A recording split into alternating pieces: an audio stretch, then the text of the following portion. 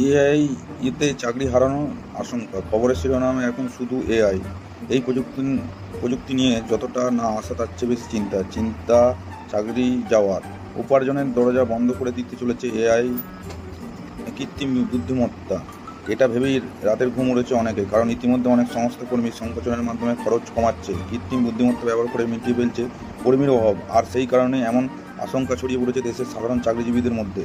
World economic ফোরামের একটি প্রতিবেদন বলছে, প্রযুক্তিগত উন্নয়ন, অর্থনৈতিক পরিবর্তন ও বিভিন্ন দেশে জনসংখ্যার হ্রাস বৃদ্ধির ফলেই বিশ্বব্যাপী শ্রমের বাজার দ্রুত বদলে যাচ্ছে। তাই আগামী একটা বড় বদল আসতে চলেছে আগামীতে।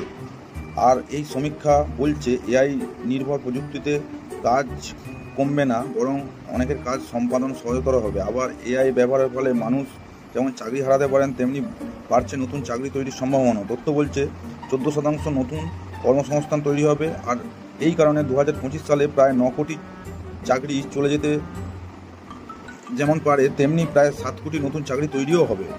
আবার এমন নিরাপদ চাকরি রয়েছে যেখানে কৃত্রিম বুদ্ধিমত্তা কোনো ধরনের প্রভাব ফেলতে পারবে না। তবে কিছু চাকরির চাহিদা দ্রুত বাড়ছে, যেমন বিগ ডেটা বিশেষজ্ঞ, ফিনটেক ইঞ্জিনিয়ার, এআই ও মেশিন লার্নিং বিশেষজ্ঞ। যদিও তারা প্রাথমিক স্তরে রয়েছেন, স্কোপ করতে পারে তাদের উপরই।